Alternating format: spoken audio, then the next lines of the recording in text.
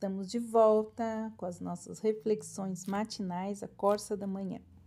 Nesse mês de maio, nós estamos falando sobre família, é o mês da família.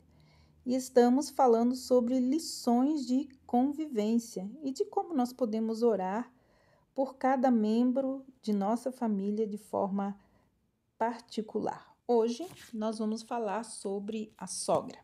A palavra de Deus nos fala lá no livro de Ruth, capítulo 1, conta-nos a história de Noemi e Ruth.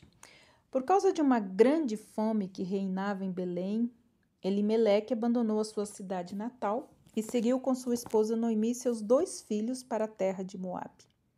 Enquanto morava lá, Elimeleque faleceu e seus 2 filhos casaram-se com mulheres moabitas. 10 anos mais tarde, os 2 filhos se casaram e acabaram também morrendo, e Noemi então viu-se desamparada. Ouvida então que Deus havia ajudado o seu povo e dado alimento a Judá, ela decidiu então voltar para sua terra e suas noras a acompanham. Mas Noemi recusa a companhia. Ela diz: não posso exigir que vocês repartam comigo o amargo destino que Deus me reservou. Noemi, na velhice, recobra a confiança através do amor de uma de suas noras, a nora mais jovem, chamada Ruth. Noemi era uma mulher idosa e, neste momento, ela estava amargurada. Ela não tinha toda a razão para estar amargurada. Ela foi nascida numa região fértil de Israel, em Belém. Belém, que significa casa do pão.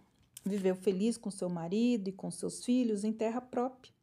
E uma longa estiagem com escassez de alimentos obriga então a família a deixar a amada pátria. Afinal, eles precisam sobreviver.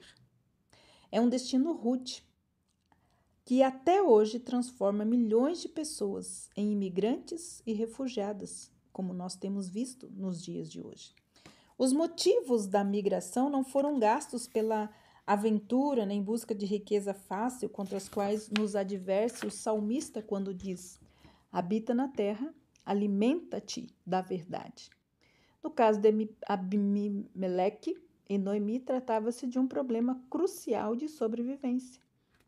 Um israelita jamais renunciaria à sua terra, prometida por Deus e herdada dos pais, sem um motivo vital. Agora, além de serem pobres, não ter lar e são estranhos, precisam conviver também com outra língua, com outros costumes e uma cultura pagã.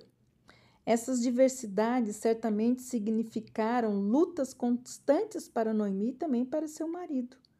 Mas quando ele repentinamente faleceu, a situação dela tornou-se ainda mais crítica e piorou ainda mais depois de perder os seus 2 filhos. Esta idosa israelita, o que lhe resta? Queixar-se. E ela fala: grande é a amargura que me tem dado o Todo-Poderoso. Ruth 1, versículo 20. Mas a boa notícia e 2 decisões espantosas acontecem.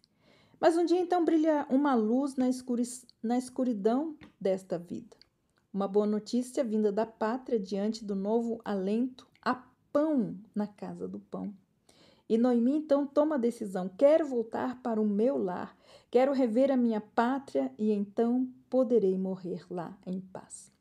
Para as noras, essa decisão deve ter sido um choque, mas elas não admitem que a sogra empreenda sozinha esta caminhada e a acompanha. Noemi se esforça em convencê-las a voltarem, mas somente o órfão volta, pois estava assustada com a perspectiva de um futuro incerto em terra estranha. Ruth, porém, permanece firme, apesar dos muitos argumentos usados por Noemi para convencê-la a voltar. Mas a pobreza, a viuvez em terra estranha, a mão de Deus contra elas, é assim que Noemi vê a sua miséria. Mas apesar desta visão sombria do futuro, não consegue convencer Ruth a voltar. A caminho então da pátria, Noemi passa por uma experiência gratificante. A jovem cerca a mais velha com amor, com segurança e proteção. Isso não foi uma simples atitude de amor filial. Noemi também não cobra este amor como um direito devido. Ruth ouviu o suficiente sobre a fidelidade do Deus de Israel e quer levar uma vida igual à de Noemi, mesmo em terra desconhecida. Como será que Ruth imaginou o Deus de Noemi se este Deus estendeu sua mão mandando sofrimento após sofrimento? Será que, apesar de tudo, o Deus de Israel amava este povo como seu povo e se uniu a ele para sempre? O que teria levado Elimeleque, Noemi, Malom e Quilion a adorá-lo na terra de Moabe, apesar da mão estendida contra eles? A dedicação e a estima que lhes são dedicados enriquecem a vida de Noemi até o fim. A amargura se dissipa e ela vê que ainda há uma perspectiva para o futuro. Você deve o quê? Nós sabemos que o amor se desenvolve em terreno da espontaneidade, jamais podendo ser cobrado como uma conta atrasada. Deus não ordena aos filhos ou genros e noras que amem, mas no 5º mandamento diz: honrarás teu pai e tua mãe. Isso significa respeitá-los com gratidão, como doadores de vida, reconhecer o amor paterno e a dedicação que eles tiveram com eles. Mas também quer dizer deixar de morar com os pais sempre que isto for viável no planejamento da vida. Em todo caso, isso nos mostra o exemplo de Noemi. Como o filho precisa sentir que os pais o soltam para viver a sua própria vida, então ter liberdade de agir como Ruth em relação a seus pais. Então, Noemi, já idosa, amargurada, sem lar e solitária, libera uma das jovens para uma vida de futuro próprio. Ela não fez como nós, às vezes, o fazemos. Com uma mão acenamos, vem, e com a outra, vai. Vemos claramente com que insistência Noemi incentiva suas noras a voltar. O resultado foi que uma voltou, mas Ruth não se intimidou e assim Noemi recebe então amor e proteção extraordinários. De volta à terra natal, Belém, renascem em Noemi lembranças animadoras.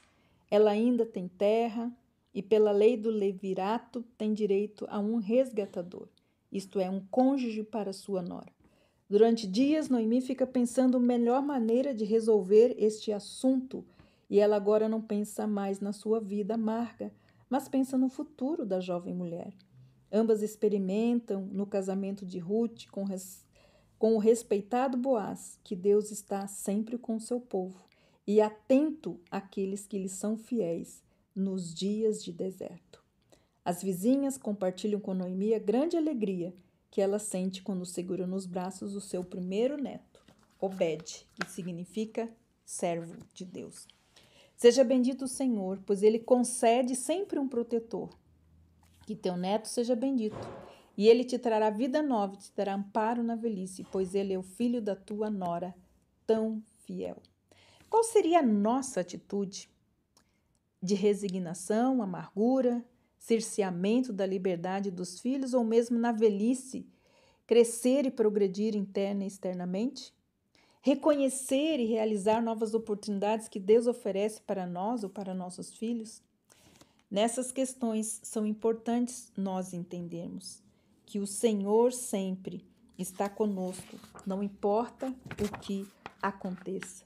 Sempre precisamos olhar para frente, porque Deus nos vê e Ele trabalha e Ele é que enriquece a nossa vida. Então, que nós possamos orar, honrar pelos nossos idosos.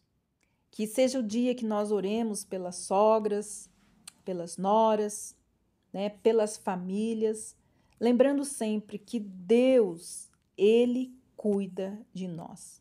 Não importa o sofrimento, a injustiça ou a morte. Não importa se estamos passando por momentos difíceis. Deus é um Deus que vê e Deus nos ama. E Deus nos ensina a viver com fé e não com amargura. Que Deus abençoe você e até amanhã com as nossas reflexões matinais, a coça da manhã.